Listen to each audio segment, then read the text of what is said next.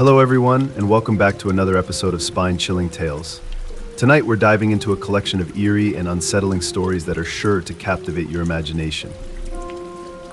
I know many of you enjoy these stories to relax or drift off to sleep, so before you do, I'd love for you to leave a comment and let me know where you're listening from around the world. Also, don't forget to like and subscribe if you're enjoying these episodes. Your support helps keep these haunting tales coming. Now, sit back, relax, and let the shadows of these forgotten stories carry you into the unknown. Tonight's stories will make you question what truly lies beyond the surface of our everyday lives. It was tucked away in the attic, buried under a pile of old books and yellowed newspapers, and old leather-bound diary that looked as though it hadn't been touched in years. I had been cleaning out my grandmother's house after she passed, going through the belongings she had accumulated over her long life. Most of it was the usual old furniture, clothes, boxes of trinkets that no one would ever miss. But the diary caught my eye the moment I uncovered it. The leather was cracked and worn, the pages brittle with age. The initials AH were embossed on the front, but I had no idea who they belonged to. My grandmother's name was Margaret, and as far as I knew, there had never been anyone in our family with those initials. Curiosity got the better of me. I took the diary downstairs and sat at the kitchen table, brushing the dust from the cover. As I opened it, the faint smell of must and old paper filled the air. The handwriting on the first page was delicate, neat, and unmistakably feminine. The date at the top read October 12th, 1927. I had no idea who had written it, but as I began to read, I quickly became engrossed in the words. The diary belonged to a woman named Alice Harper, who had apparently lived in this very house nearly a century ago. She wrote about her daily life, the mundane details of running a household, her friendships, her thoughts. At first, the entries were normal, quiet, almost dull. But as I read further, something changed. The tone of the entries grew darker, more frantic. Alice began writing about strange occurrences in the house. At first, it was small things, doors opening and closing on their own, footsteps in the hallway at night. She dismissed them, blaming her imagination or the wind. But soon, the occurrences became more frequent, more unsettling. One entry, dated November 3rd, 1927, stood out. I heard it again last night, the sound of someone walking up the stairs. I went to check, but there was no one there. The air felt heavy, thick, as if something was watching me. I told myself it was just the wind, but I know it wasn't. I'm beginning to feel like I'm not alone in this house. I felt a chill run down my spine as I read those words. The more I read, the more Alice's fear seemed to grow. Her entries became shorter, more fragmented, filled with descriptions of strange noises, cold spots, and shadows moving in the corners of her vision. But it was the final entry that left me frozen in place. December 15th, 1927, it's here. I can feel it watching me. It's always watching. I don't know how much longer I can stand it. I tried to leave the house today, but the door wouldn't open. The windows won't break. I am trapped. It won't let me leave. I think it's coming for me tonight. I can hear it in the walls. If someone finds this diary, please don't stay in this house. My heart pounded in my chest as I stared at the words. I flipped the page, but there was nothing else. The diary ended abruptly, leaving Alice's fate a mystery. I sat there for a long time, the silence of the house pressing in on me. I had never heard of Alice Harper, never knew that someone else had lived in this house before my grandmother. Why had she never mentioned this? What had happened to Alice? I stood up, pacing the kitchen as I tried to make sense of what I had just read. The air in the house felt different now, heavier, colder. I glanced at the clock. It was just after midnight. The house was silent, but I couldn't shake the feeling that I was being watched. I told myself it was just the diary, that reading about Alice's fear had put strange ideas in my head. But no matter how hard I tried to dismiss it, I couldn't ignore the nagging sense of unease that crept up my spine. I decided to put the diary away and go to bed. Maybe some sleep would help clear my mind, but as I made my way up the stairs, I heard it. A soft creak. I froze, my hand gripping the banister as I listened. The sound was faint, barely audible, but unmistakable. Someone or something was moving on the floor above me. I swallowed hard, my heart racing as I slowly continued up the stairs. The creaking stopped, replaced by an eerie silence that made the hairs on the back of my neck stand up. I reached the top of the stairs and looked down the hallway, half expecting to see someone standing there. But the hallway was empty. I took a deep breath, telling myself it was just the old house settling, just the wind. But deep down, I knew that wasn't true. I could feel it now, the same heaviness that Alice had described in her diary. The air felt thick, suffocating, as if the house itself was watching me. I made my way to the bedroom, my hands trembling as I closed the door behind me. I climbed into bed, pulling the blankets up to my chin, but sleep didn't come. Every sound, every creak of the floorboards sent a jolt of fear through me. Then, just as I was beginning to drift off, I heard it.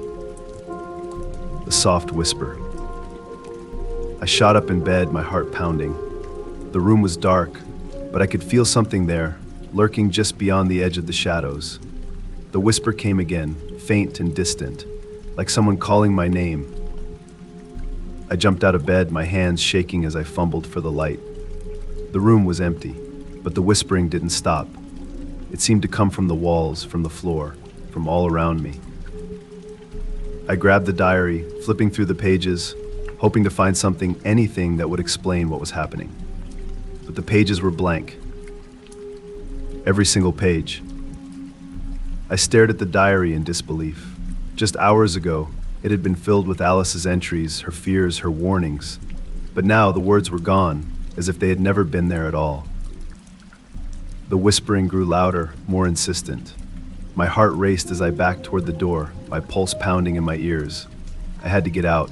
I had to leave the house now. I ran down the stairs, my footsteps echoing through the empty house. The air felt thick, oppressive, and the whispering followed me, growing louder with each step. I reached the front door, my hands trembling as I grabbed the knob and pulled.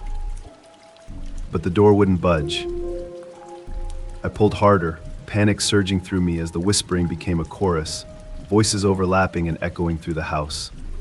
The door remained locked, immovable, as though the house itself was holding me inside. Just like Alice. I ran to the windows, desperately trying to open them, but they were sealed shut. No matter how hard I pushed, they wouldn't give. The whispering grew louder, more frantic, and I could feel the walls closing in around me, the house trapping me inside. I sank to the floor, my breath coming in ragged gasps as the voices surrounded me, filling the air with their eerie chant. And then suddenly they stopped. The house fell silent. I stood up slowly, my heart still racing as I glanced around. The air felt lighter now, almost peaceful, as though the house had let go of whatever had been haunting it. But as I turned to leave, I saw it. The diary, lying on the floor where I had dropped it. The pages were no longer blank. There, scrawled in large, uneven letters, was a single word. Run. The house had always felt strange to me.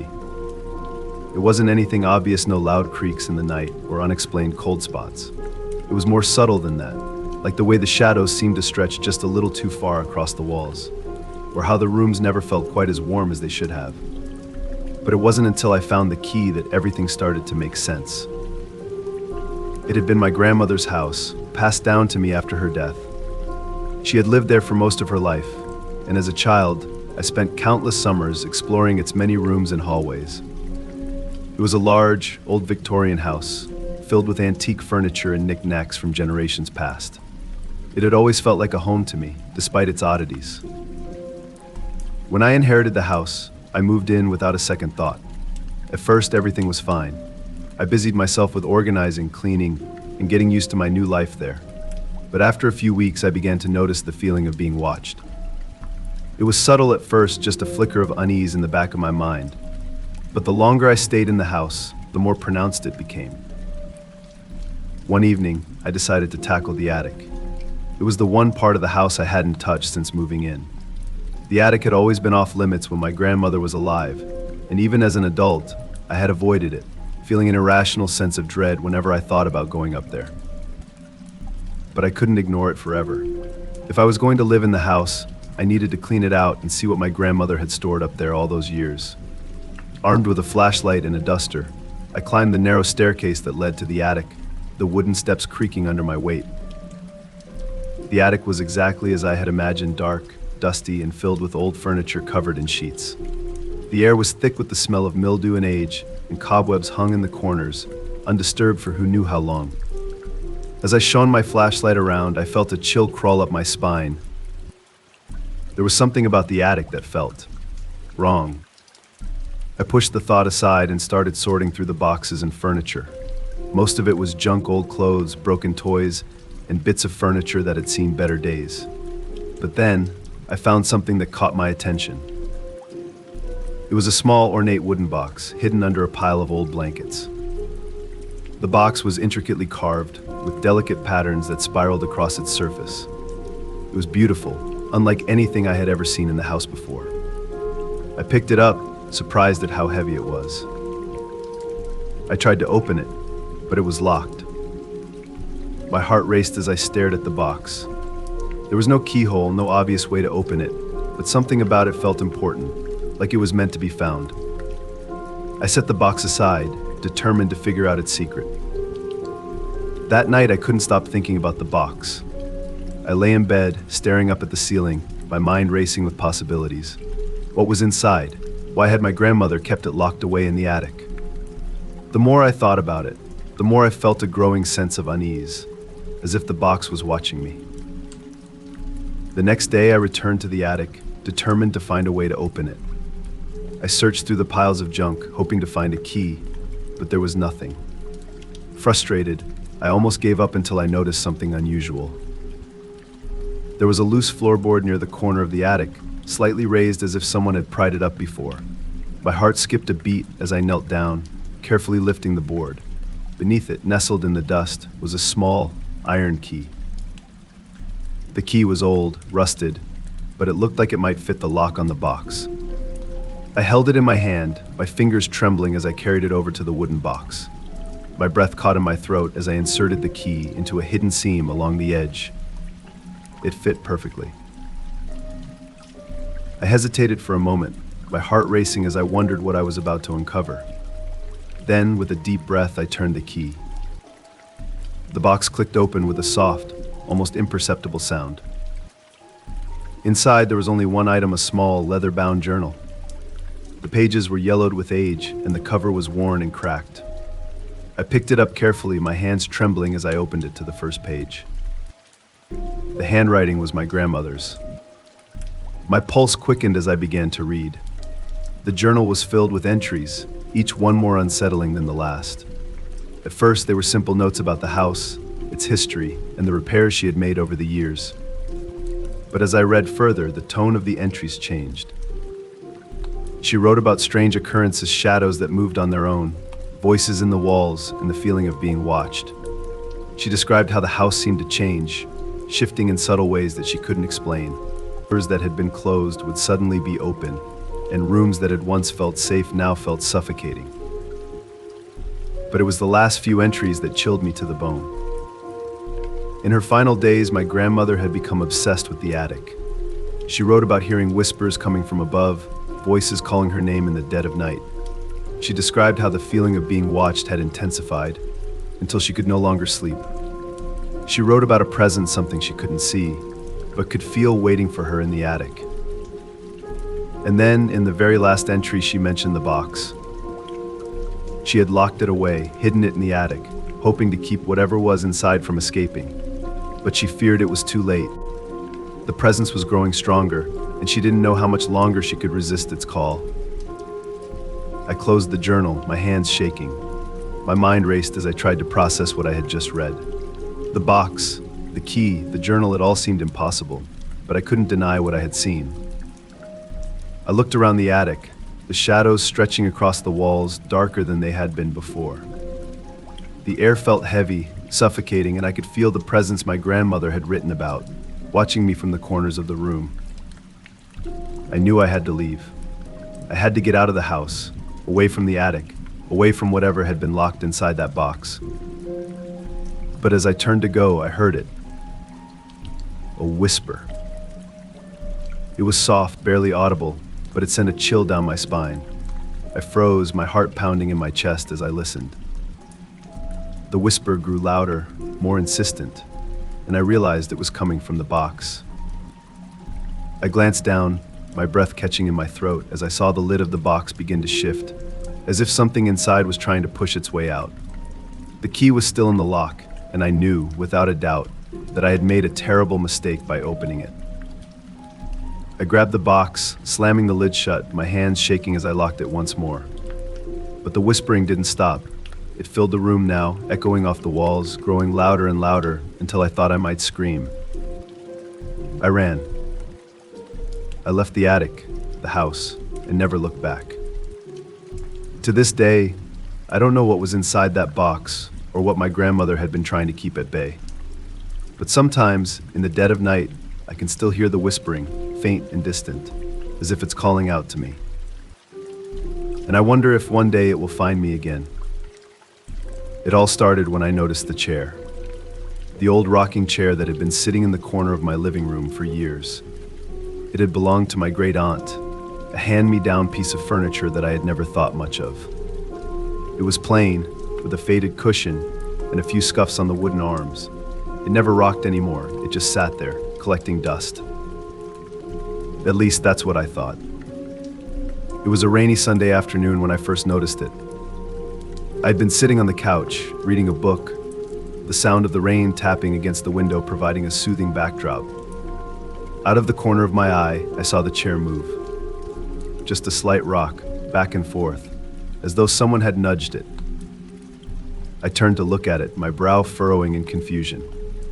There was no one else in the room, no breeze to push the chair. I shrugged it off, assuming it was my imagination. The house was old, and things creaked and shifted all the time. I went back to my book, but the image of the chair moving stuck in the back of my mind. Over the next few days, I couldn't help but watch the chair. Every time I walked through the living room, I found myself glancing over at it, half expecting it to move again.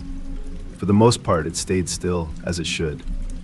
But occasionally, when I wasn't looking directly at it, I could have sworn I saw it rock just a little.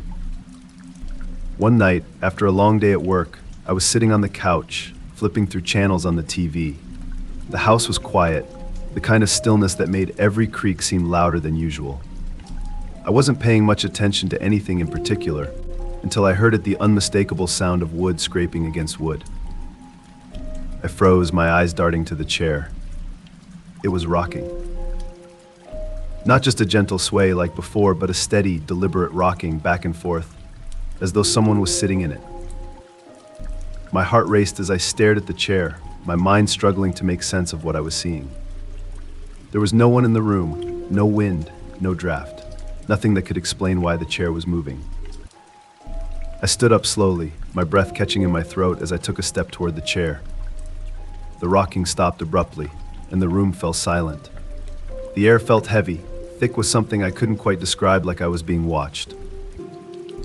I backed away, my pulse quickening. I couldn't shake the feeling that there was something in the room with me, something I couldn't see. The chair sat there, motionless now, but the image of it rocking back and forth burned in my mind. Over the next few days, the chair became the focus of my unease. I tried to ignore it, to go about my daily routine as if nothing had happened, but I couldn't stop thinking about it. Every time I walked through the living room, I glanced at it, half expecting it to start moving again. Sometimes I thought I saw it rock just a little, but when I looked directly at it, the chair was still. One night, as I lay in bed, I heard it again. The sound of wood scraping against wood. I sat up, my heart pounding in my chest as I listened. The sound was faint, distant, but unmistakable. The chair was moving again. I got out of bed, my legs shaking as I made my way down the hall toward the living room. When I reached the doorway, I stopped, holding my breath as I peered into the room. The chair was rocking. This time it didn't stop when I entered the room. It kept moving back and forth, slow and steady, as though someone was sitting in it, enjoying a peaceful evening. My skin prickled with fear as I stood there, unable to look away. Then, out of the corner of my eye, I saw something, a shadow, faint but distinct, sitting in the chair. I blinked, my breath catching in my throat. The shadow was still there, sitting in the chair, rocking back and forth. I couldn't make out any features, just a vague, human-like shape, dark and formless, but undeniably there. I backed away slowly, my heart racing as I watched the shadow rock in the chair. It didn't move toward me, didn't acknowledge me in any way, it just rocked, as if it belonged there, as if it had always been there. I turned and ran back to my bedroom, slamming the door shut behind me. I didn't sleep that night. I couldn't. The image of the shadow sitting in the chair played over and over in my mind, and every creak of the house sent a jolt of fear through me. The next morning, I considered getting rid of the chair. I stood in the living room, staring at it, my hands trembling as I thought about dragging it out to the curb. But something stopped me. A feeling deep down that the chair wasn't just a piece of furniture, it was something more. I tried to go about my day, but the thought of the chair consumed me. I couldn't focus at work, couldn't relax when I got home.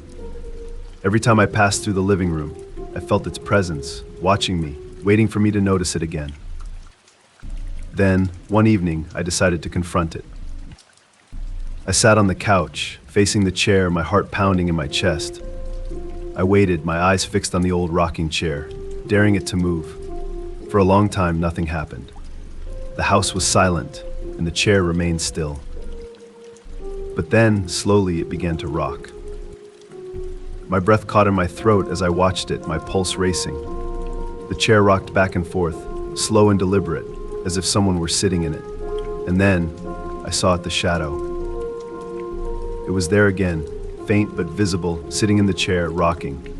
I felt a chill crawl up my spine as I stared at it, unable to move.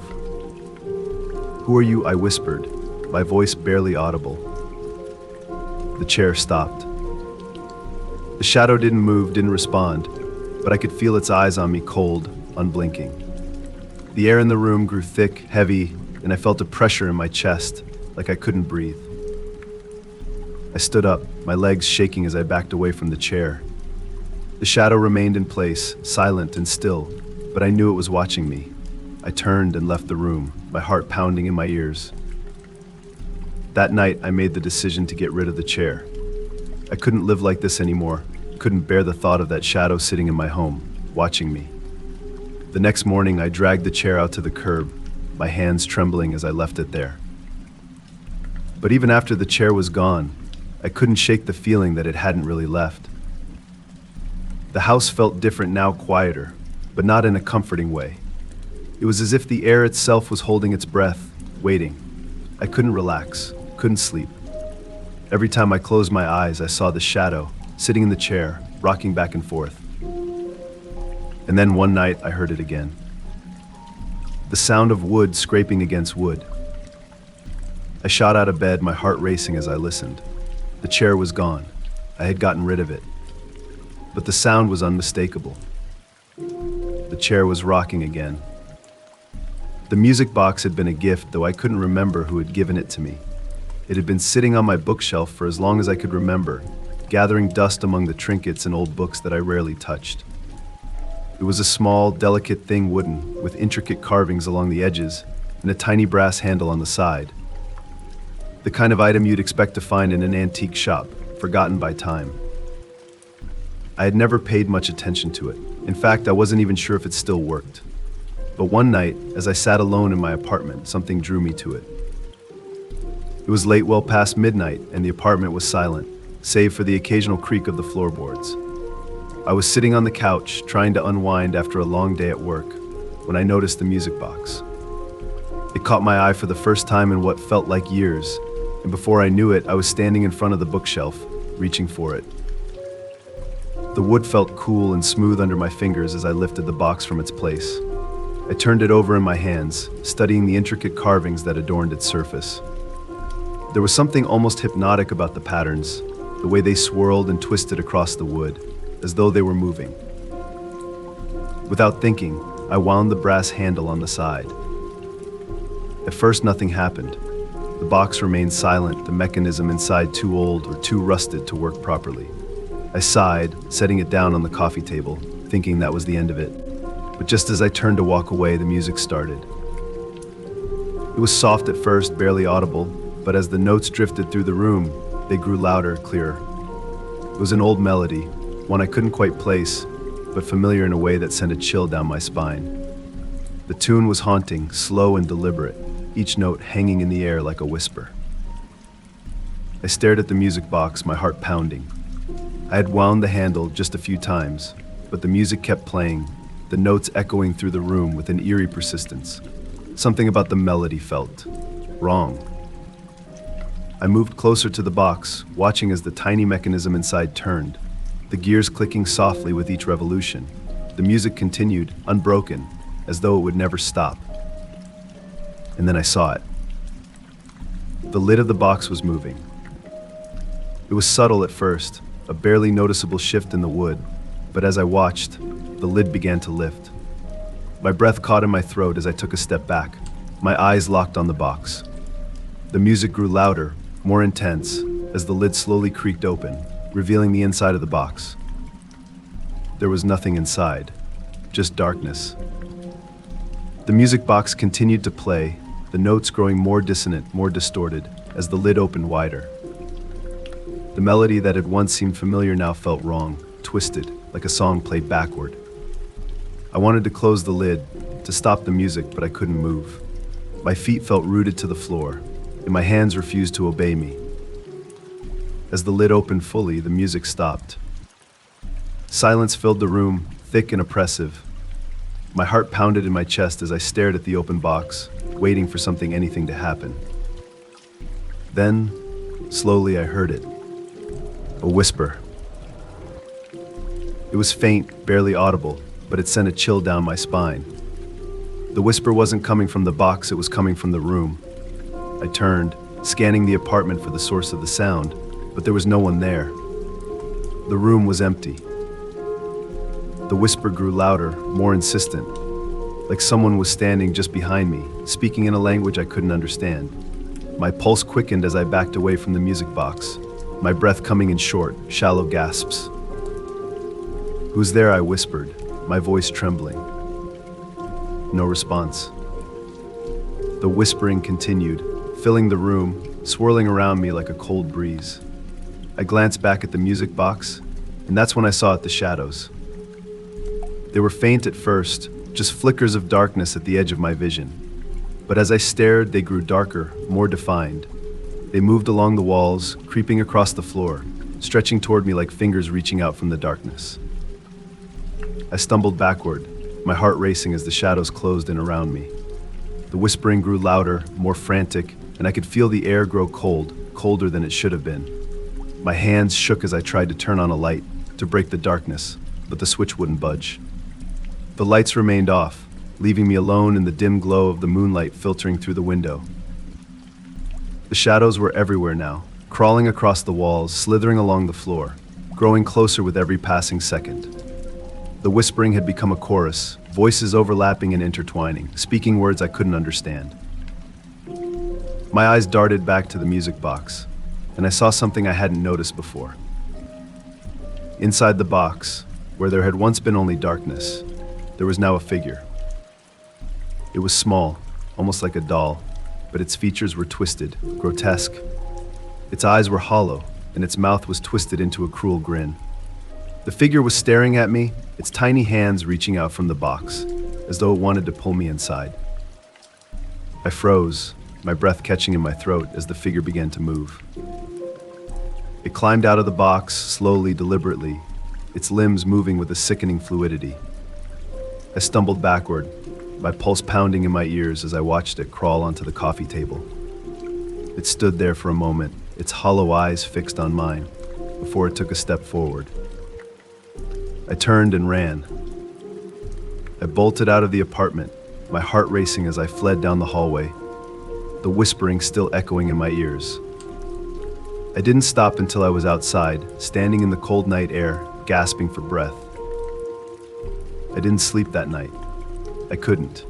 Every time I closed my eyes, I saw the figure from the music box, its hollow eyes staring at me, its twisted grin frozen in place. The next day, I decided to get rid of the music box. I couldn't have it in my apartment anymore. I took it to the nearest pawn shop, practically throwing it at the clerk as I handed it over. I didn't care about the money, I just wanted it gone. For a while, things went back to normal. The apartment felt lighter, less oppressive, and the whispering stopped. But the memory of that night never left me. The image of the figure crawling out of the box, the sound of the distorted melody, it haunted me. Then, one evening, as I sat on the couch, trying to relax, I heard it. The music. It was faint, distant, but unmistakable.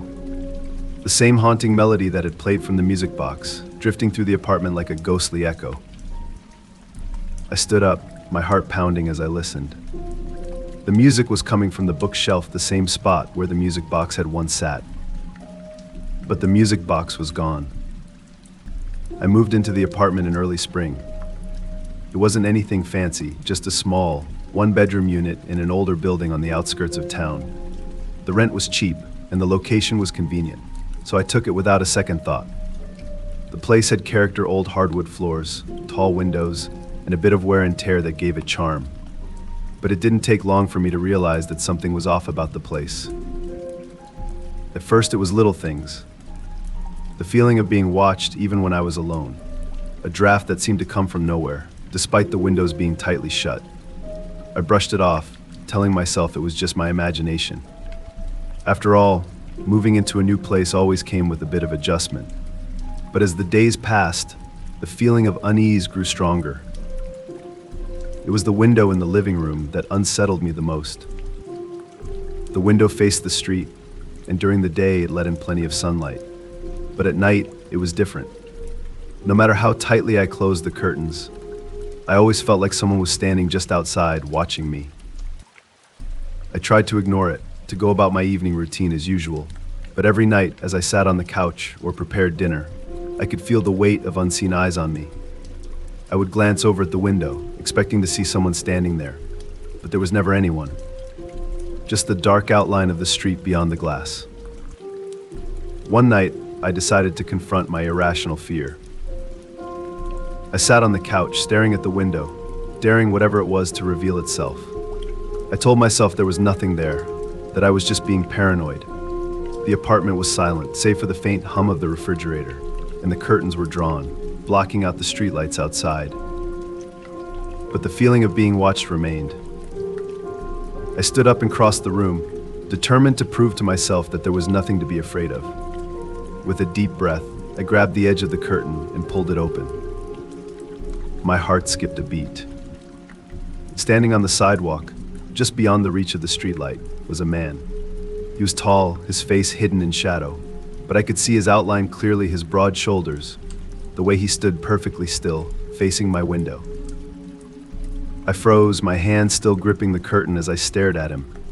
He didn't move, he didn't speak, he just stood there, watching me. A chill ran down my spine. I closed the curtain quickly, my heart racing.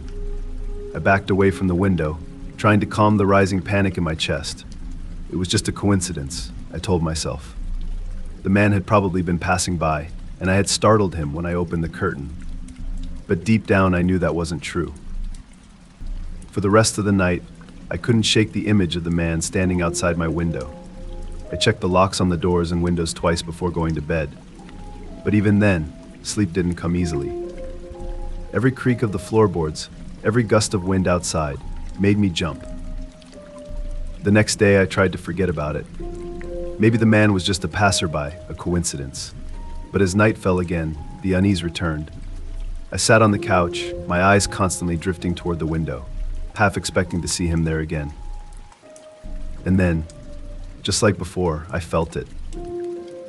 The sensation of being watched. My heart raced as I stood up and approached the window, my hands trembling. I hesitated for a moment, then pulled the curtain back. He was there again, standing in the exact same spot, just beyond the reach of the streetlight, his face still hidden in shadow. He didn't move, didn't react. He just stood there, watching me. I let the curtain fall back into place, my pulse pounding in my ears. This wasn't a coincidence. This man, whoever he was, had come back, and he was watching me. I spent the next hour pacing the apartment, my mind racing with possibilities. Who was he? Why was he standing outside my window? Was he dangerous? I considered calling the police, but what would I tell them? A man standing on the sidewalk wasn't exactly a crime. Still, something about the way he stood there, so still, so silent, unnerved me. I didn't sleep that night. I couldn't. Every time I closed my eyes, I saw him standing there, watching me. I checked the window multiple times, but each time I peeked out, he was gone. The next few days passed uneventfully. I tried to go about my routine as usual, but the man was always in the back of my mind. I avoided looking out the window, afraid that I would see him again. But after a few days, I began to convince myself that it had all been a misunderstanding. Maybe he had been waiting for someone, or maybe he had gotten lost. And then, one night, I heard it. A soft tapping. I was sitting on the couch, reading a book, when I heard the sound faint, almost imperceptible, but unmistakable. Someone was tapping on the window. My heart leapt into my throat as I looked up, my eyes immediately going to the window. The curtains were drawn, but I could see the faint outline of a shadow behind them, standing just outside. The tapping came again, a soft, deliberate knock. I stood up slowly, my hands shaking as I moved toward the window. My mind screamed at me to run, to get out of the apartment, but my feet kept moving forward. I reached for the curtain, my breath catching in my throat, and pulled it back. He was there, standing right outside the window, so close that I could see the outline of his face in the dim light. His features were obscured by shadow, but I could make out the faint glint of his eyes as he stared directly at me. I stumbled backward, my heart racing. The man didn't move. He just stood there, his face expressionless, his eyes locked on mine. "Who are you?" I whispered, my voice trembling. He didn't respond. I backed away, my hands shaking as I grabbed my phone and dialed the police. My breath came in short, shallow gasps as I explained the situation, my eyes never leaving the window. The operator assured me that officers were on their way, but the minutes felt like hours as I stood there, staring at the man outside. He didn't move. He didn't blink. He just watched. Finally, I heard the sound of sirens in the distance. The man's head turned slightly, and for the first time, he moved slowly, deliberately, stepping back from the window and disappearing into the shadows of the street. By the time the police arrived, he was gone. I told them everything, but there wasn't much they could do. There were no signs of forced entry, no crime had been committed. They assured me they would patrol the area, but I knew it wouldn't make a difference. The man had come back before, and he would come back again. That night, I didn't sleep. I stayed up, staring at the window, waiting for him to return. But the hours passed, and the street outside remained empty. A week went by without incident, and I started to convince myself that maybe, just maybe, the man was gone for good. But then, one night, as I sat on the couch, I heard it again. The tapping. I froze, my heart pounding in my chest as I looked toward the window. The curtains were drawn, but I knew he was there, standing just outside, waiting. I didn't move. I didn't pull back the curtain. I just sat there, listening to the soft, deliberate tapping on the glass, knowing that he was still watching. I had always loved exploring. Whether it was hiking through forests, wandering down city alleyways, or climbing old, forgotten structures, I thrived on the thrill of discovering places hidden from the everyday world. So when I stumbled upon the old train yard at the edge of town, it was like finding a treasure trove. The place had been abandoned for years, the tracks rusted and overgrown with weeds. The station itself was little more than a crumbling ruin, with broken windows and graffiti-covered walls. Most people avoided it, calling it a waste of space, a relic of a time long gone. But to me, it was a challenge and adventure waiting to happen. One afternoon, I decided to venture deeper into the yard, further than I'd ever gone before. I had heard rumors about a tunnel that ran beneath the train yard, a secret passage that had been sealed off decades ago when the station was still in use. Some said it had been part of an underground railway system, others claimed it was an old maintenance tunnel, but no one seemed to know for sure. I had to find it. The sun was setting by the time I reached the far end of the yard, where the tracks disappeared into a tangle of overgrowth. I pushed my way through the weeds, my heart pounding with excitement as I spotted what looked like a concrete entrance, partially hidden by the tall grass. It was a tunnel. The entrance was wide, the concrete walls cracked and worn with age. Rusted metal gates stood open, hanging crookedly from their hinges. There were no signs, no warnings, just an open invitation to step inside. I pulled out my flashlight, the beam cutting through the dim light as I stepped into the tunnel. The air was cool and damp, and the faint smell of mildew clung to the walls. My footsteps echoed in the silence, the sound bouncing off the tunnel's stone walls as I ventured deeper. The further I went, the darker it became. The tunnel curved slightly, blocking out what little light was left from the entrance, and soon I was completely enveloped in darkness, save for the small circle of light from my flashlight. I wasn't scared, not yet. I had explored places like this before, and I knew how to keep my cool. But there was something about this tunnel, something about the way the darkness seemed to press in on me, that felt wrong. As I moved deeper into the tunnel, I noticed strange markings on the walls. At first, I thought they were just graffiti, random scrawls left behind by teenagers looking for a place to hang out. But the further I went, the more intricate the markings became. They were symbols, carved into the stone with precision, and they looked ancient, far older than the train yard or the tunnel itself. I paused, running my hand over one of the symbols. It was smooth, worn down by time, but the lines were still sharp, almost as if they had been recently made. A chill ran down my spine, and I pulled my hand back, the sense of unease growing stronger. I should have turned back then. I should have left the tunnel and never looked back. But my curiosity got the better of me, as it always did. I pressed on, deeper into the tunnel, the air growing colder with each step. After what felt like hours, I reached a dead end. The tunnel simply stopped, the stone wall in front of me solid and impenetrable. I frowned, confused. The tunnel hadn't seemed that long from the outside, and I was sure there should have been more to it. I shone my flashlight around, searching for anything I might have missed. And then I saw an opening barely noticeable in the corner of the wall. It was small, just big enough for me to squeeze through, and it was partially covered by debris and rubble. I hesitated for a moment, but the thought of turning back now, without discovering what lay beyond, was too much to bear. I crouched down, carefully moving the rubble aside as I squeezed through the opening. On the other side, the tunnel continued, but this part was different. The walls were smoother, cleaner, and the air felt heavy, like there was something in it that didn't belong.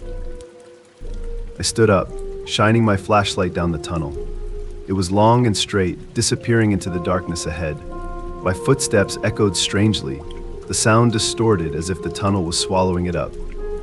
I couldn't shake the feeling that I wasn't alone, that something, or someone, was watching me. The symbols on the walls became more frequent, more intricate, and I found myself tracing them with my eyes as I walked. They seemed to pulse in the darkness, glowing faintly under the beam of my flashlight, though I couldn't be sure if it was just my imagination. Then I heard it. A whisper. It was soft at first, barely audible, but it was there. A low, murmuring sound that seemed to come from all around me, echoing off the walls. I stopped, holding my breath as I listened, but the whispering continued, growing louder, more distinct. Turn back. The words were faint, almost lost in the darkness, but I heard them. My heart raced as I swept the flashlight around, searching for the source of the voice, but there was no one there. The tunnel was empty. I swallowed hard, trying to calm the rising fear that gripped me. I had been in plenty of creepy places before: old houses, abandoned factories, forgotten buildings, but this was different. This was something else. I took a step forward, my hands shaking as I gripped the flashlight tighter. The whispering grew louder, more urgent, as if the tunnel itself was trying to warn me. Turn back.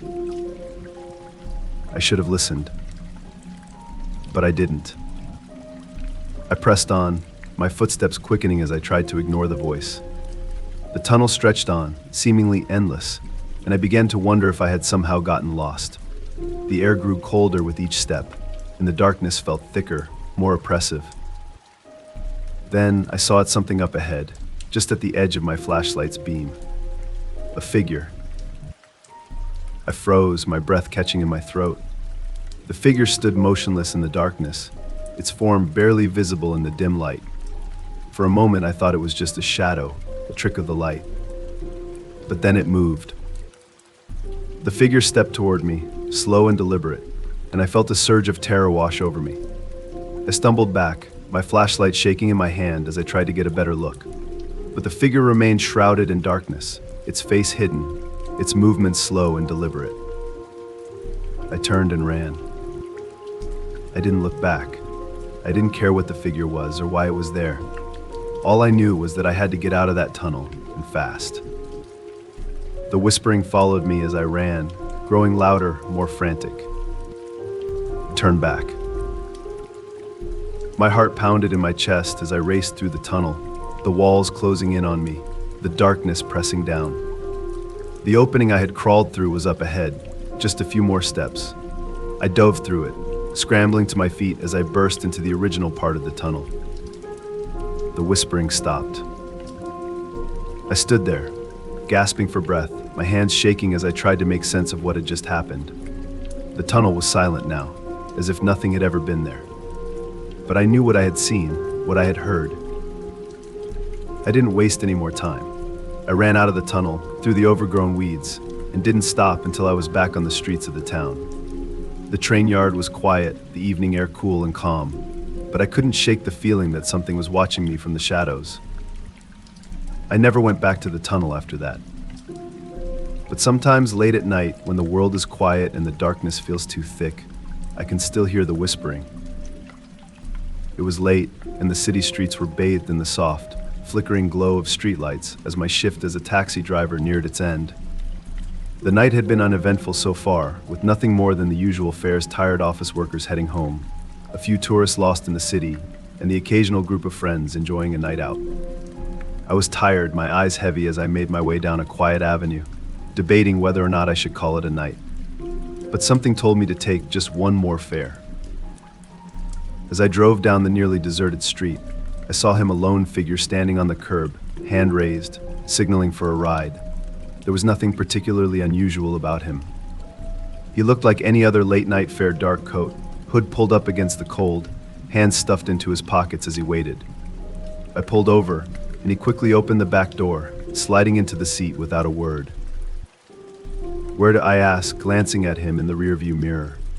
His face was obscured by the shadows, the dim light of the street lamps barely illuminating his features. "Just drive," he said, his voice low and flat. The chill ran down my spine, but I shrugged it off. Maybe he was having a rough night, or maybe he just didn't feel like talking. It wasn't uncommon for people to be quiet during late-night rides. I put the car in gear and pulled away from the curb, heading down the road with no specific destination in mind. For the first few minutes, the silence in the car was thick, almost suffocating. The man didn't say a word, and I didn't push for conversation. I glanced in the rearview mirror again, trying to get a better look at him, but his face remained hidden beneath the hood of his coat. The only sound was the hum of the engine and the occasional clatter of tires over potholes. The streets were mostly empty now, with only a few cars passing by. The city, which was usually so alive, felt strangely still, like it was holding its breath. I glanced at the clock on the dashboard. It was just after midnight. Something about the hour, the silence, and the mysterious passenger in the back seat made the air feel heavy, like a storm was coming. I cleared my throat, trying to break the tension. "Is there somewhere specific you want to go?" I asked again, keeping my eyes on the road. The man shifted in his seat, his movements slow and deliberate. "Keep driving," he repeated, his voice even quieter this time. My grip tightened on the steering wheel. Something about this ride wasn't right.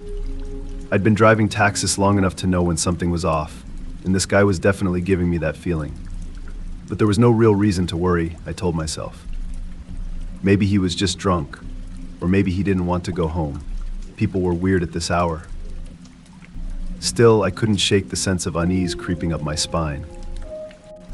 We drove in silence for what felt like hours, though in reality, it was probably no more than 20 minutes.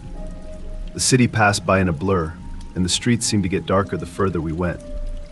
I realized we were heading toward a part of town I didn't usually drive in, an older, more run-down area with abandoned buildings and empty lots. "Are you sure you want to be here?" I asked, my voice betraying the nervousness I felt. "It's not the safest neighborhood." The man didn't respond. He just sat there, silent and still, his face hidden in the shadows. The tension in the car was palpable, and I could feel my heart beating faster. Something about this whole situation was wrong, but I didn't know what to do. Should I stop the car? Should I ask him to get out? The thought of confronting him made my stomach churn. Just as I was about to say something, the man finally spoke. "Turn here." His voice was barely above a whisper, but it was enough to make me jump. I quickly complied, turning down a narrow, poorly lit street. The buildings here were old and crumbling. Their windows boarded up or shattered. There were no streetlights, and the darkness seemed to close in around us as we drove deeper into the neighborhood. "Stop," he said suddenly. I hit the brakes, the car coming to a slow stop in front of what looked like an abandoned warehouse. The building was massive, its brick facade crumbling and covered in graffiti. The windows were blacked out, and there were no signs of life anywhere around us. The air was thick with the smell of damp and decay. "Here," I asked, my voice barely steady. "You want to get out here?" The man didn't answer.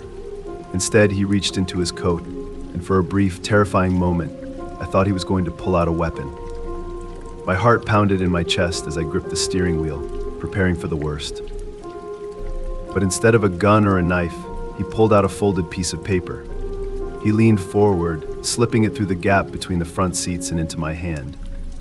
I glanced down at the paper, confused. It was old, yellowed around the edges, and the writing on it was faint, barely legible. "Take it," he said, his voice so soft I could barely hear him. I unfolded the paper, my hands shaking slightly as I read the words scrawled across it in uneven, hurried handwriting. It was a name, just a name and an address. Nothing more. "What is this?" I asked, looking up at him in the rearview mirror. But the back seat was empty. I blinked, my mind struggling to process what I was seeing. The man, my passenger, was gone.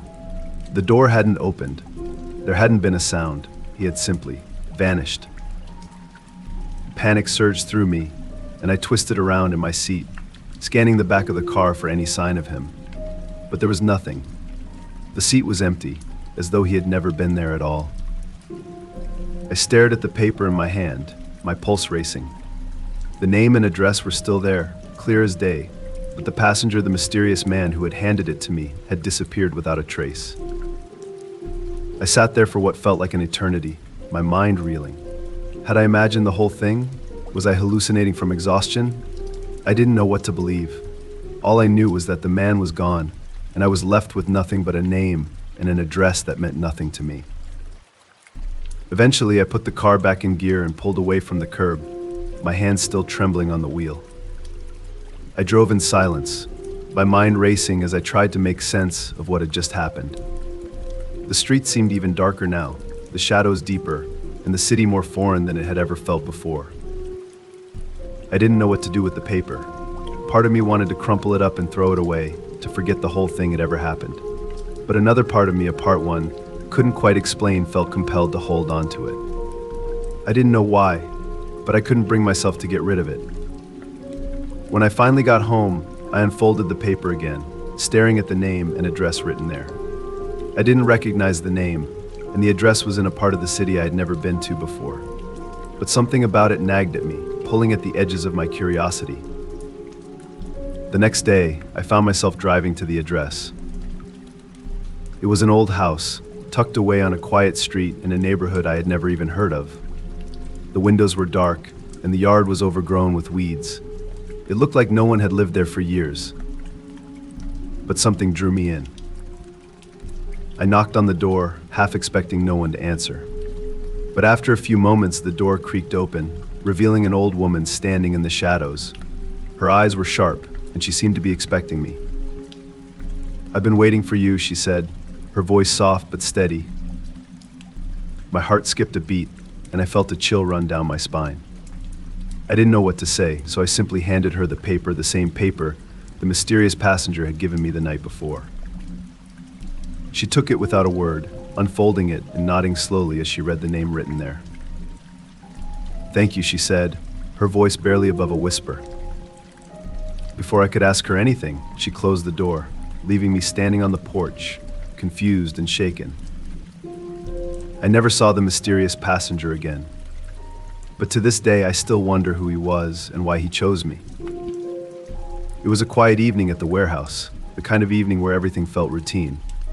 I had worked the late shift for months now, and nothing ever really happened during these hours.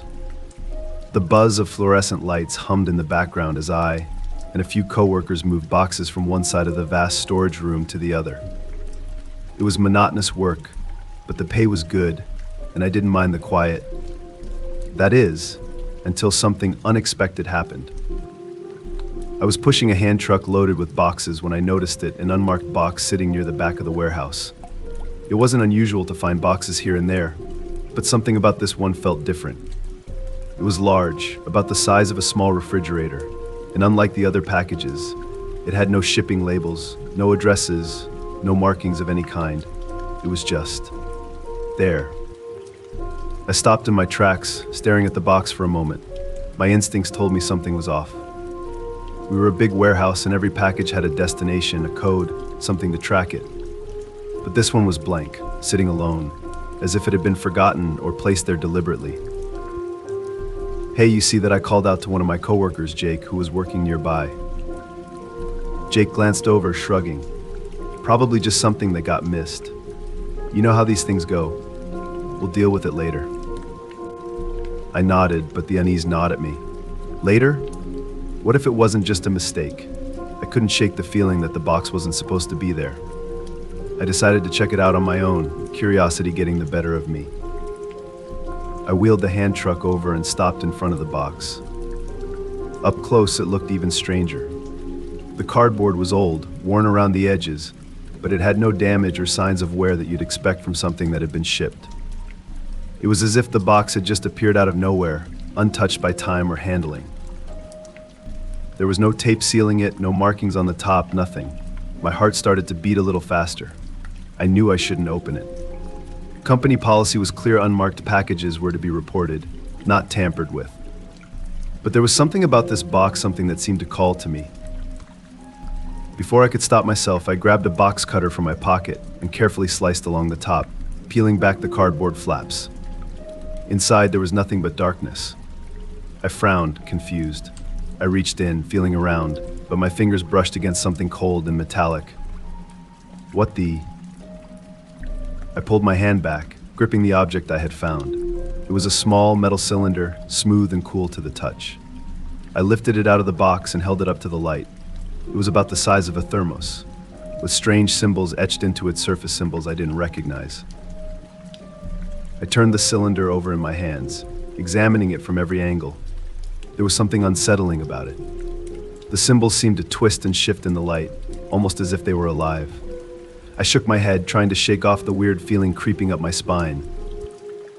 "Jake," I called out again. "Come check this out." Jake sauntered over, his expression bored. "What now?" I held up the cylinder. "Found this in the box. Ever seen anything like it?" Jake squinted at the object, his brow furrowing. "Nope. Looks weird though, maybe some kind of art piece." "Art," I said, shaking my head. "I don't think so. It feels wrong." Jake shrugged again. "Whatever it is, we should probably report it. Don't want to get in trouble for messing with something that doesn't belong to us." He was right. I should have left it alone. But something about the cylinder fascinated me. I couldn't stop staring at it, at the strange symbols that seemed to pulse under the light. I felt like it was watching me, waiting for me to do something. I turned it over in my hands one more time, and that's when I noticed a small button, almost invisible, embedded in the side of the cylinder. Without thinking, I pressed it. There was a soft click, followed by a low hum. The cylinder vibrated in my hand, the symbols glowing faintly as the hum grew louder. My heart raced as I watched, frozen in place, unsure of what was happening. "What did you do?" Jake's voice was sharp now, the boredom gone from his face, replaced with concern. "I don't know," I whispered, my voice trembling. "I just pressed the button." The hum grew louder, filling the warehouse, and the cylinder grew warmer in my hands. I tried to let go of it, but my fingers wouldn't move. It was as if the cylinder was stuck to my skin, as if it was drawing something from me. "Get it off," Jake shouted, grabbing my arm and trying to pull the cylinder away, but it wouldn't budge. The hum had turned into a roar now, the light from the cymbals growing brighter and brighter until the entire warehouse was bathed in an eerie, pulsating glow. Suddenly there was a flash of light, blinding and intense. I squeezed my eyes shut, my heart pounding in my chest. When the light faded, I opened my eyes and gasped. We weren't in the warehouse anymore. Jake and I stood in a vast, empty space, surrounded by nothing but darkness. The ground beneath our feet was solid, but there was no sign of the warehouse, no sign of anything familiar, just an endless void stretching out in every direction. "What the hell is this?" Jake whispered, his voice trembling with fear. I didn't have an answer. The cylinder was still in my hand, but the symbols had stopped glowing and the hum had disappeared. It was cold again, lifeless. I looked around, trying to make sense of where we were, but there was nothing, just darkness. "Is this some kind of joke?" Jake asked, his voice growing louder and more desperate. "Did you get us into some kind of prank?" I shook my head, my mouth dry. "I didn't do this. I don't know what happened." We stood there for what felt like hours, the silence pressing in on us.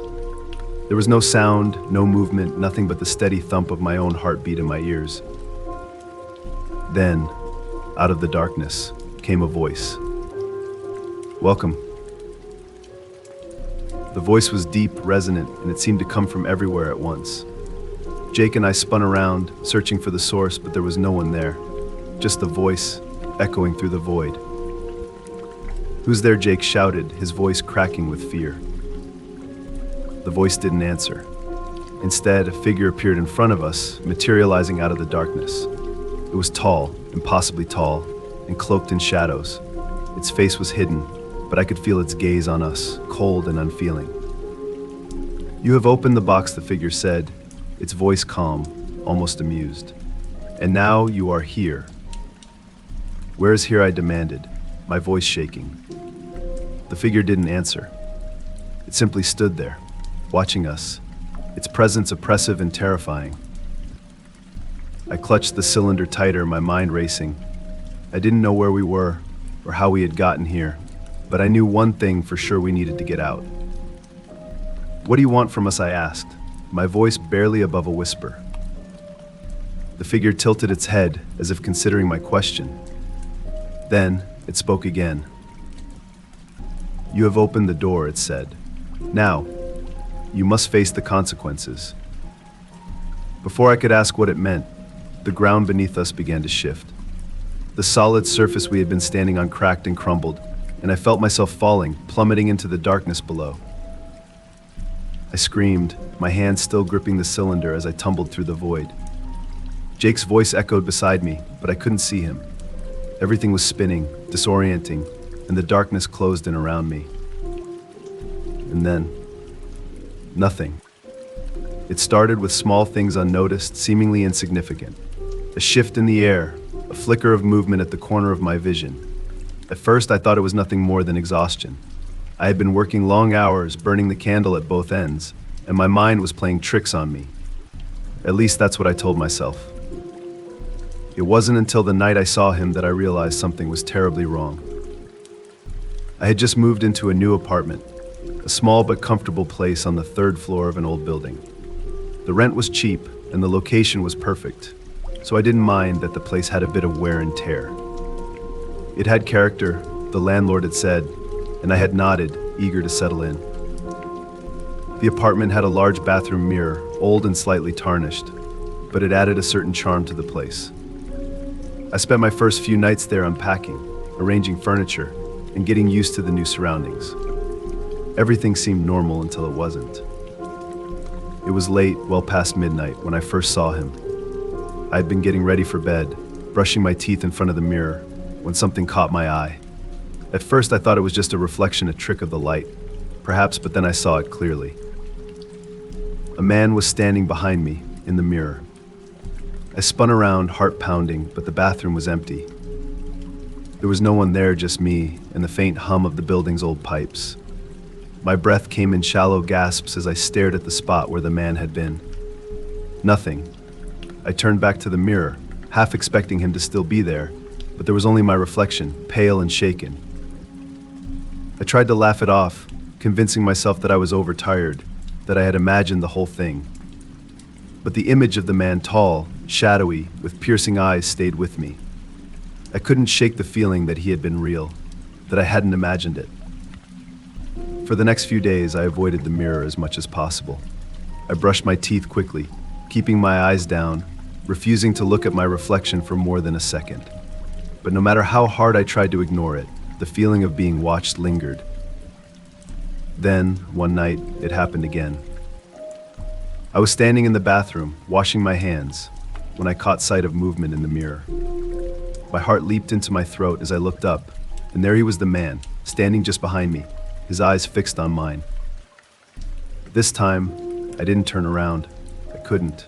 I was frozen in place, my eyes locked on his. He didn't move, didn't speak, just stood there, staring. His face was pale, almost ghostly, with deep-set eyes that seemed to bore into me. There was something wrong about him, something unnatural, but I couldn't place what it was. I blinked, and he was gone. My hands were trembling as I backed away from the mirror, my mind racing. What was happening? Who was this man? And why could I only see him in the mirror? Over the next few days, I became obsessed with the mirror. I tried to rationalize it, telling myself that it was just stress, that I was overworked, that there was no way it could be real. But deep down, I knew that something was very wrong. I started spending more time in front of the mirror, watching, waiting. Sometimes I would see him out of the corner of my eye, a fleeting glimpse of his figure, standing behind me. Other times, he wouldn't appear at all. But every time I looked into the mirror, I felt his presence, like a shadow just beyond my reach. One night, I decided to confront him. It was late and the apartment was dark, the only light coming from the street lamps outside. I stood in front of the mirror, staring at my own reflection, waiting. My heart pounded in my chest, my palms sweaty as I braced myself for what I might see. For a long time, there was nothing, just my own reflection, tired and pale, staring back at me. But then, slowly, he appeared. He materialized behind me, just as he had before, his face pale and his eyes dark. But this time, something was different. He wasn't just staring, he was smiling. A chill ran down my spine as I realized that he was looking directly at me.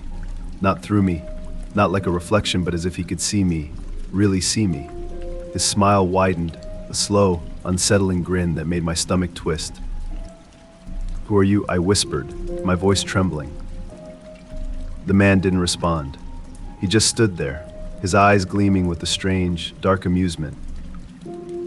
I took a step closer to the mirror, my breath catching in my throat. "What do you want?" Still, the man said nothing. But as I stared at him, something changed. His reflection began to shift, to warp, like a ripple in the surface of the glass. His features twisted, becoming distorted, unnatural. His eyes darkened until they were nothing but black voids, and his smile stretched unnaturally wide. My pulse raced as I stepped back, fear gripping me. This wasn't possible. It couldn't be real. But no matter how much I tried to convince myself, I knew it was. I could feel it. The man's reflection continued to warp, the edges of his face blurring as if he were melting into the glass. And then, to my horror, he reached out. His hand pressed against the inside of the mirror, his fingers long and thin, pressing against the glass as if trying to break through. I stumbled backward, my breath coming in ragged gasps. The glass rippled under his touch, like water, and for a moment I thought he was going to step out of the mirror and into the room. But just as suddenly as it had begun, it stopped.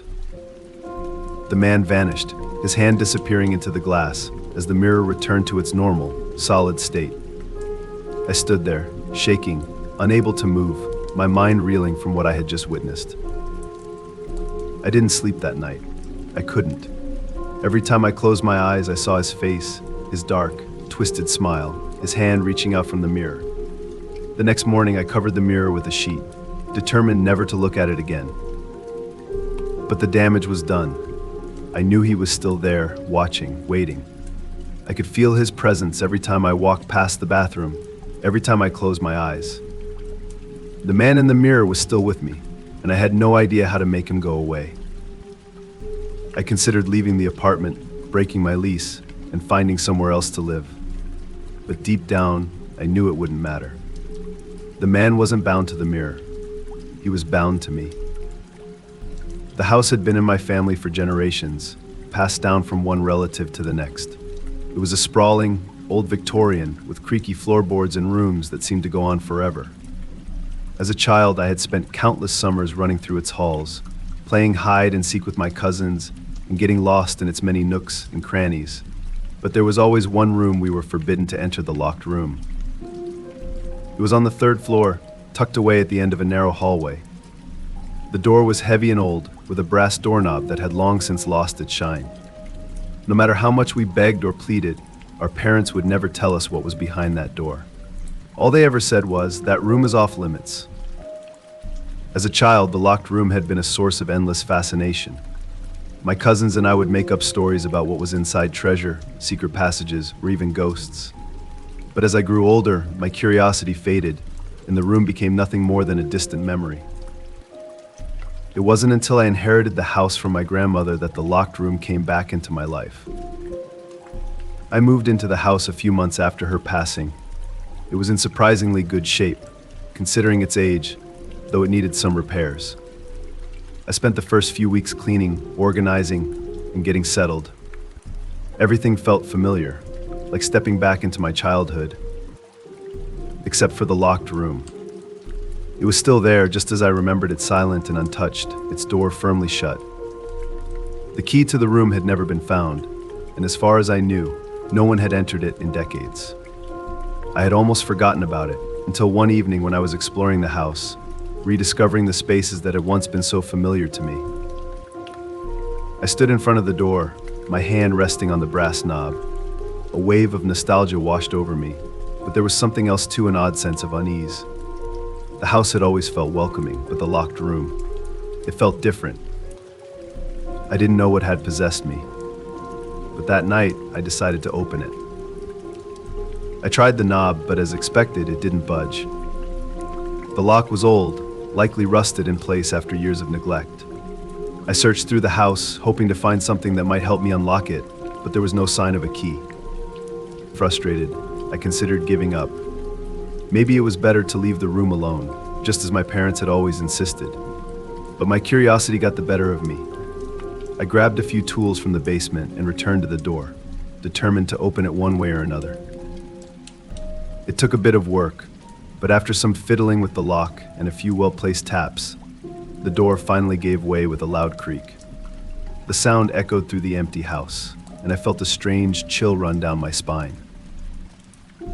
I stood there for a moment, staring at the now open door. A thick layer of dust coated the floor inside, undisturbed for years. The air smelled musty, stale, like it hadn't been touched by fresh air in decades. I hesitated, my heart pounding in my chest, but then I stepped inside. The room was small, much smaller than I had imagined. There was a single window on the far wall, covered by heavy curtains that blocked out most of the light. A few pieces of old furniture, an armchair, a small desk, and a wooden chest were scattered throughout the room, all covered in dust. But it wasn't the furniture that caught my attention. It was the mirror. It stood in the corner, tall and imposing, its frame ornate and gilded, though tarnished with age. The glass was covered in a layer of grime, but even through the dirt, I could see my reflection. Or at least I thought it was my reflection. There was something off about it, something wrong. I moved closer, squinting as I tried to get a better look. My reflection was there, but it didn't move in sync with me. When I raised my hand, the reflection didn't follow. When I tilted my head, it stayed still. A cold wave of fear washed over me.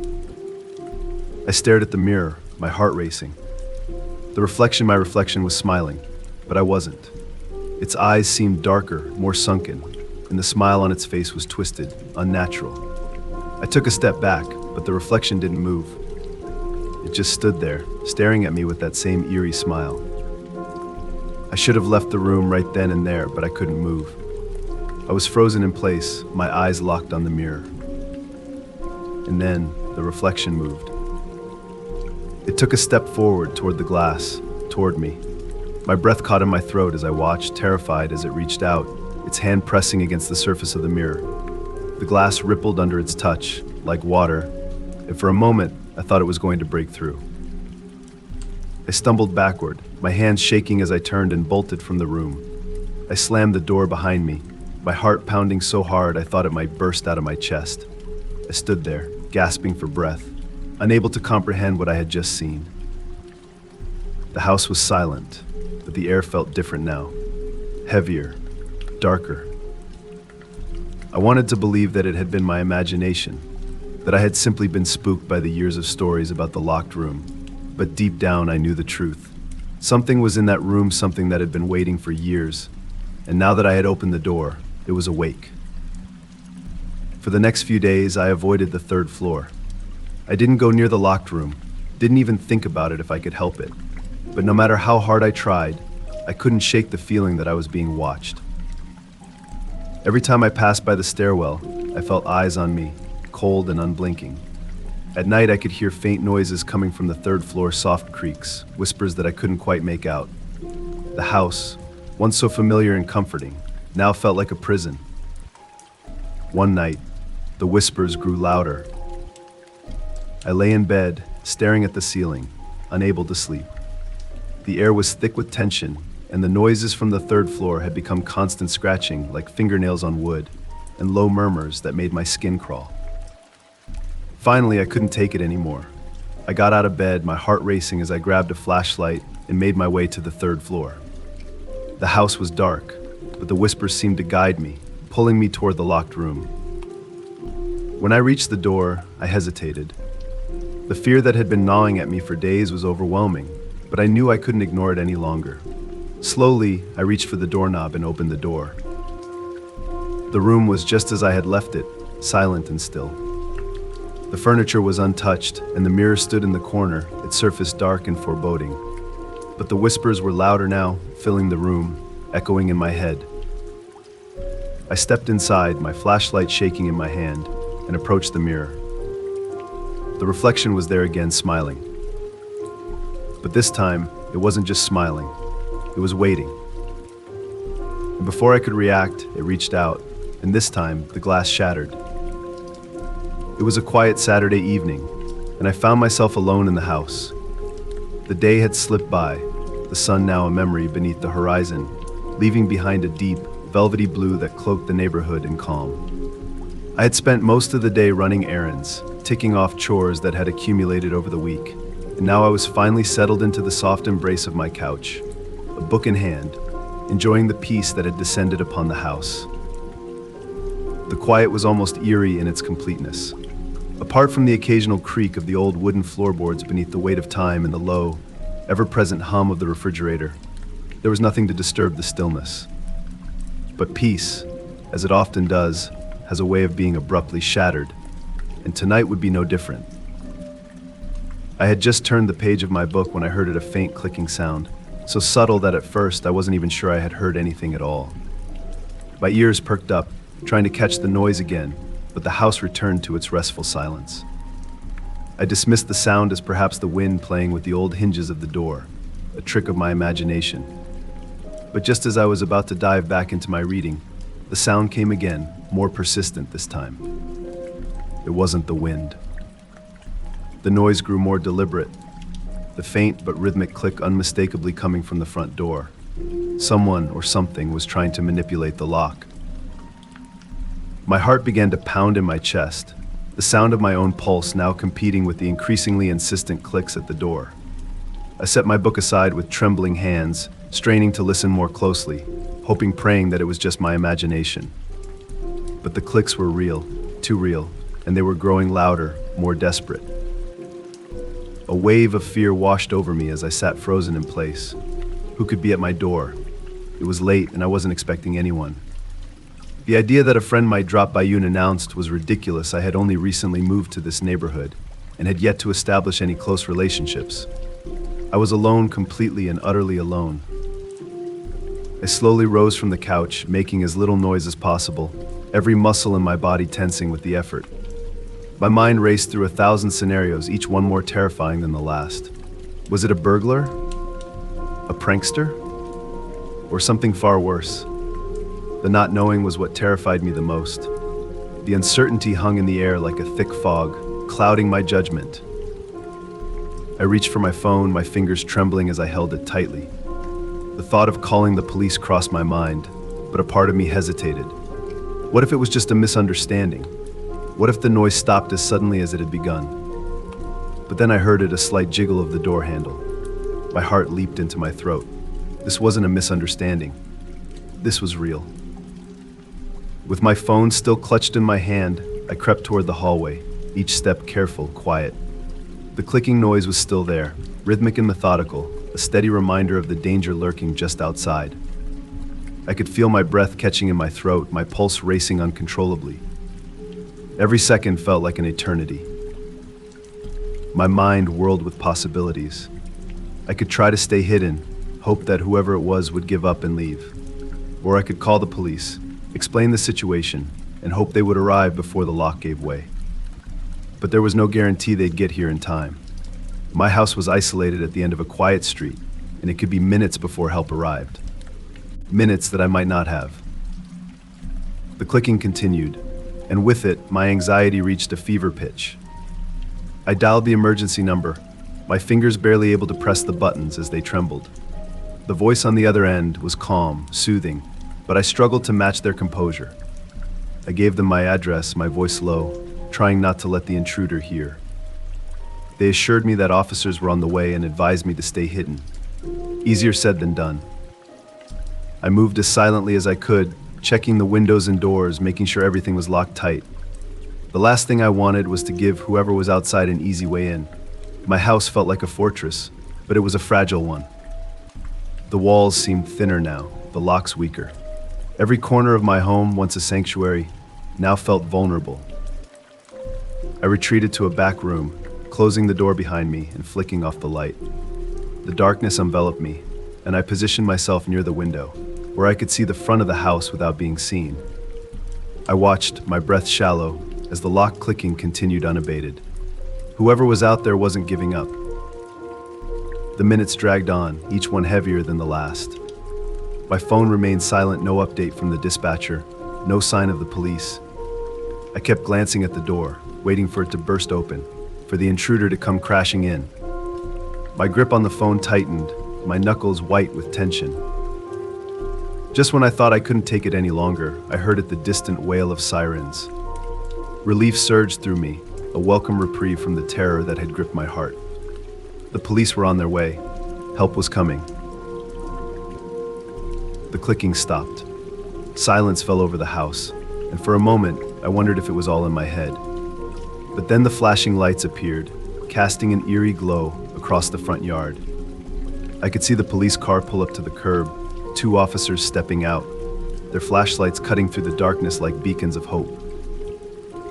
I watched as they approached the front door, their movements cautious, professional. The officers knocked, their voices calm but firm, calling out for anyone inside. For a moment, I hesitated, unsure if it was safe to reveal myself. But the sight of their uniforms and the sound of their voices was enough to convince me. Slowly, I opened the door. "Are you all right?" one of the officers asked, his tone reassuring but laced with urgency. I nodded, my voice barely a whisper as I recounted what had happened. The clicking, the door handle, the fear that had gripped me. The officers listened carefully, their eyes scanning the surroundings as they took in every detail. They conducted a thorough search of the property, their flashlights sweeping across the lawn, the driveway, the shadowed corners where an intruder might hide. But there was no sign of anyone, No footprints, no forced entry, nothing to suggest that anyone had been there at all. The officers assured me that they would patrol the area, keep an eye out for any suspicious activity. They gave me a few tips on securing my home, suggesting I install better locks and perhaps a security system.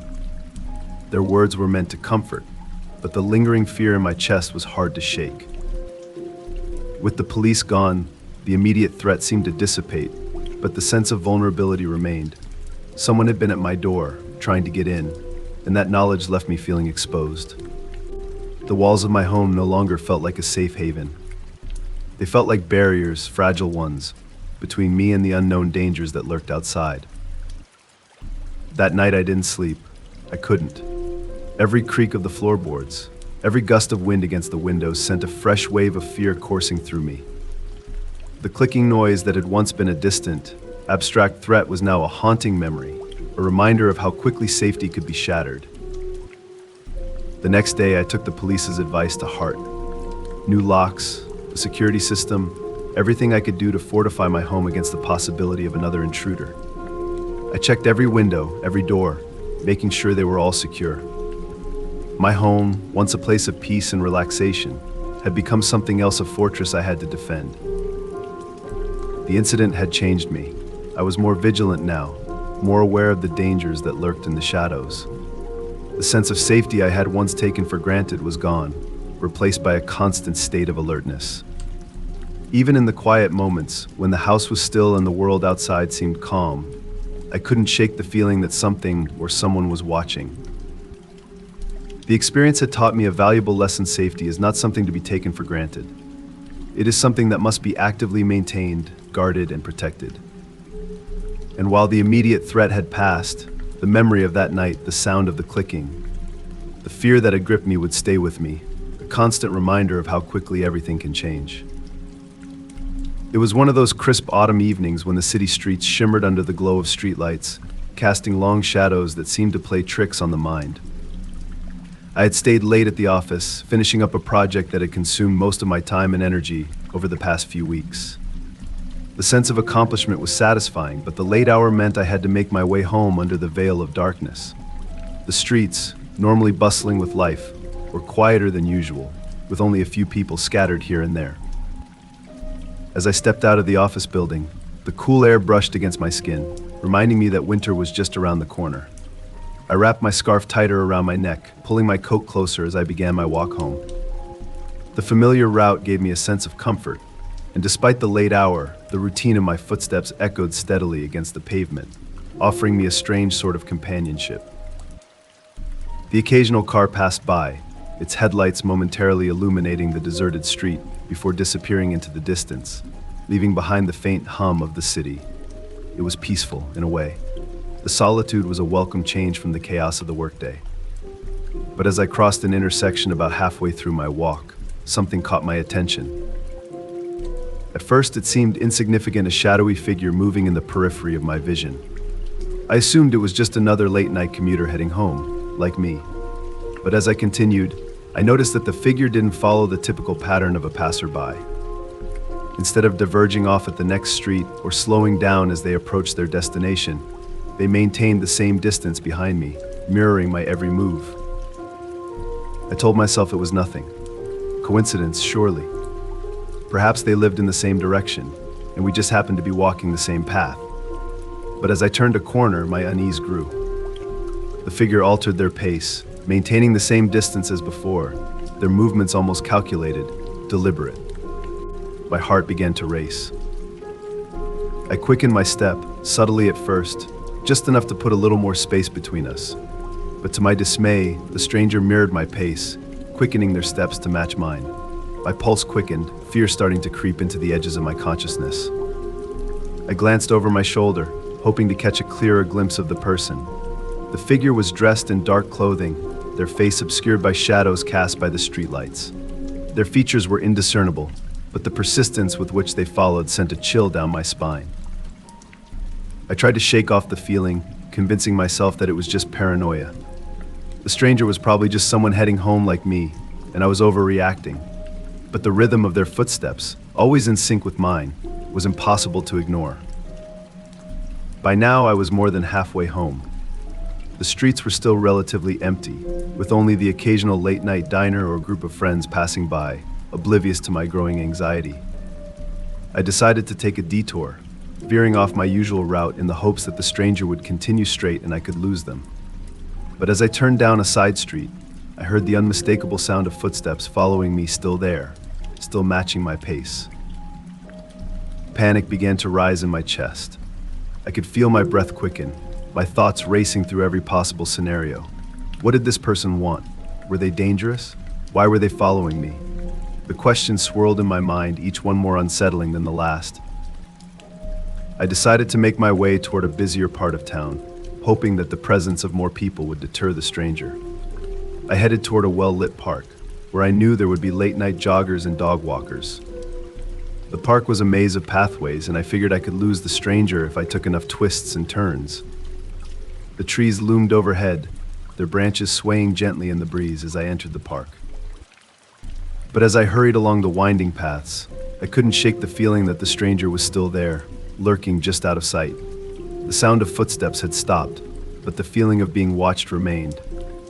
I glanced around, trying to catch sight of the figure, but all I could see were the silhouettes of trees and the occasional flicker of movement as a jogger passed by in the distance. I reached a more populated area of the park and slowed my pace, blending in with the small groups of people who were still out enjoying the cool autumn air. I glanced over my shoulder once more, hoping to see that the stranger had disappeared. But to my dismay, I spotted the figure again, lingering at the edge of the park, just beyond the reach of the streetlights. They weren't following me as closely now, but they were still there, watching. A surge of fear shot through me. I couldn't go home, not with this person still tailing me.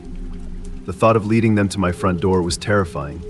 Instead, I made my way toward a nearby convenience store, a small but brightly lit shop that stayed open late. I ducked inside, my breath coming in short, shallow bursts as I pretended to browse the shelves. The cashier gave me a curious glance, sensing my unease, but I couldn't bring myself to explain what was happening. I glanced toward the door every few seconds, expecting to see the stranger appear at any moment. Minutes passed, and finally, I saw them. The figure passed by the store's window, their gaze lingering on the shop for just a moment before continuing down the street. A wave of relief washed over me. I stayed in the store for a few more minutes, allowing myself to calm down before making my way back outside. The street was quiet again, the stranger seemingly gone. I took a deep breath and resumed my walk, this time taking a different route to ensure that I wasn't being followed. As I neared my apartment, the familiar sight of home gave me a sense of security. I checked my surroundings carefully before stepping inside, locking the door behind me as soon as I was inside. My heart was still racing, but the immediate threat seemed to have passed. But the feeling of unease lingered. Who had that person been? Why had they followed me so persistently, only to disappear without a trace? I couldn't shake the feeling that something more sinister was at play. The next day, I reported the incident to the local police. They took my report seriously but explained that without more concrete evidence, there wasn't much they could do. It wasn't illegal for someone to walk the same route as me, and the stranger hadn't done anything overtly threatening. But their presence, the way they had followed me for blocks, was enough to leave me shaken. In the days that followed, I found myself changing my routine. I avoided walking home alone late at night, opting instead to take public transportation or call a friend to walk with me. I became more aware of my surroundings, constantly scanning the streets for any sign of the stranger. Though the person never reappeared, the memory of that night stayed with me, a constant reminder of how vulnerable I had felt. The sense of being watched, the fear of the unknown, had left a lasting impression on me. I learned to trust my instincts, to take precautions even when everything seemed normal. The experience taught me the importance of vigilance and self-awareness. While the stranger had never approached me or directly threatened me, the simple act of being followed was enough to make me rethink my sense of safety. The city, once a place of familiarity and comfort, now felt different, more unpredictable, more dangerous. It was supposed to be a simple weekend getaway, a chance to unwind, escape the pressures of daily life, and enjoy a few days of peace. I had booked a cozy Airbnb in a quaint town, far from the hustle and bustle of the city. The listing had promised a charming, private retreat, complete with modern amenities and a welcoming host. It seemed perfect. When I arrived, the house was exactly as described. It was charming, well-maintained, and impeccably clean. The host greeted me warmly at the door, showing me around the property with pride. They pointed out where everything was, explained how to use the appliances, and then left me to settle in. I was looking forward to a quiet, relaxing weekend, away from the noise and stress of my daily life. That first night was peaceful. I slept soundly, wrapped in the soft comfort of the bed, lulled into rest by the absolute silence of the countryside. When I woke the next morning, the sun was shining through the windows, and the birds were singing in the trees outside.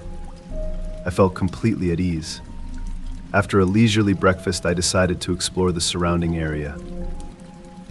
But before I ventured out, I took a moment to give the place a once-over.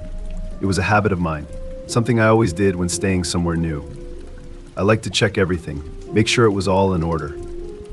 As I moved from room to room, everything seemed perfect until I noticed something odd in the living room. Tucked behind a lamp, partially obscured by a piece of furniture, was a small, inconspicuous device. It was so well hidden that if I hadn't been looking closely, I might have missed it. At first glance, it appeared to be some kind of smart home gadget, maybe part of a security system. But something about it didn't sit right with me. It wasn't like any device I had seen before. I crouched down to get a better look, and that's when I noticed the tiny lens embedded in the device. My stomach dropped. It was a hidden camera, aimed directly at the center of the living room. My heart raced as I reached out to touch it, my fingers trembling.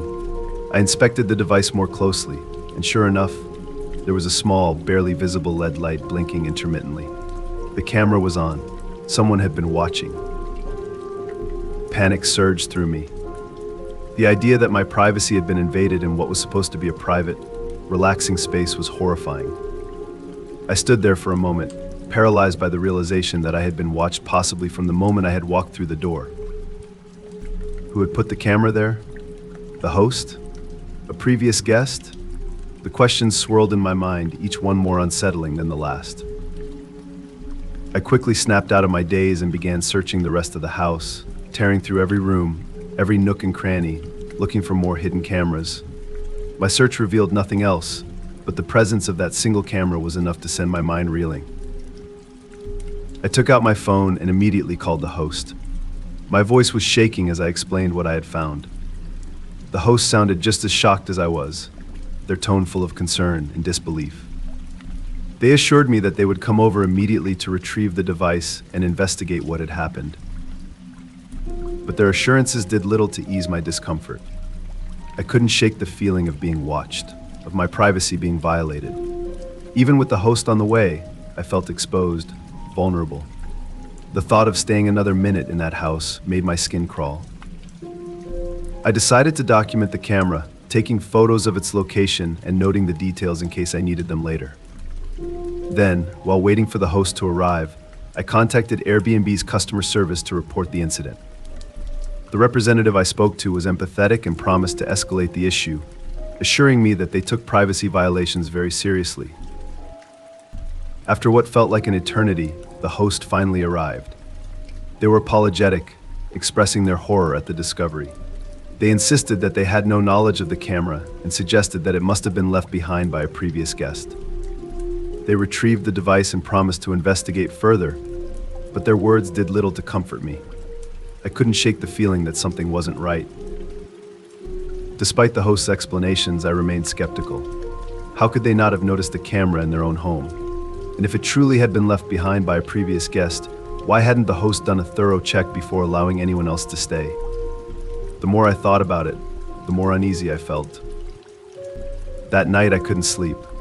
Every sound, every creak of the floorboards made me jump.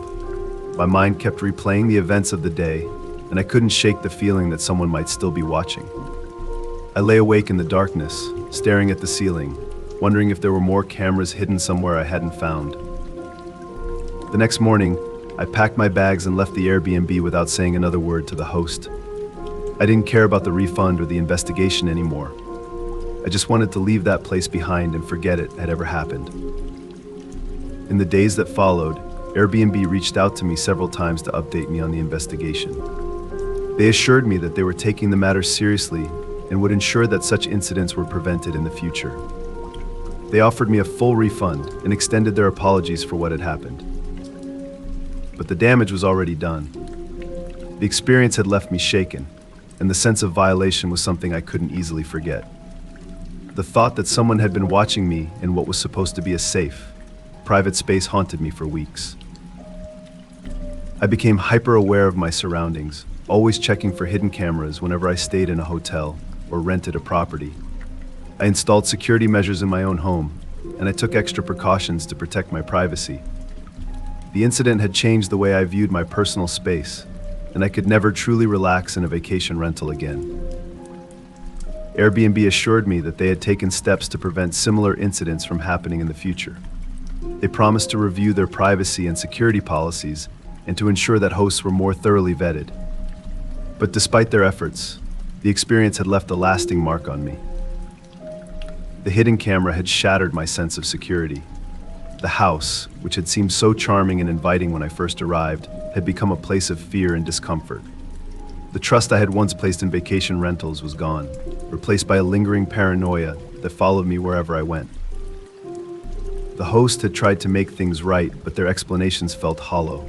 Whether they were truly unaware of the camera or complicit in its presence, I would never know. All I knew was that my privacy had been invaded, and that violation was something I couldn't simply brush off. As time passed, the immediate fear and anxiety began to fade, but the memory of that weekend lingered. It served as a reminder that even in places where we feel safe, we must remain vigilant.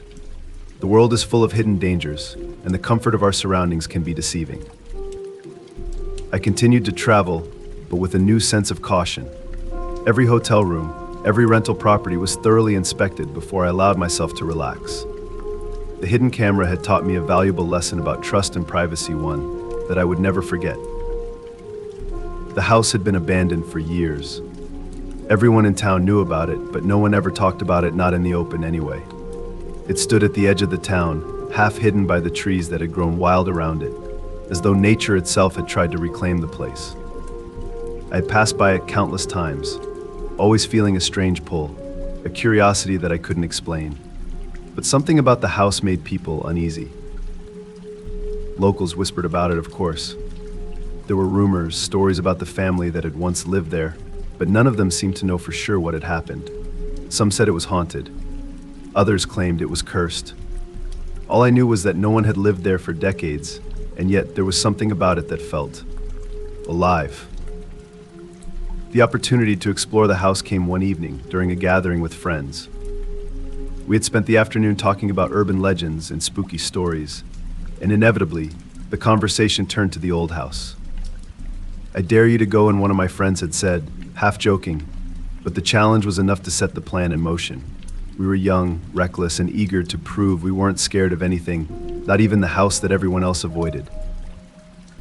That's how I found myself standing at the edge of the property that night, the sun long gone, leaving only the dim glow of a half moon to light the way. My friends hung back, laughing and calling out from the road, egging me on, but none of them were brave enough to join me. "Go on," they shouted.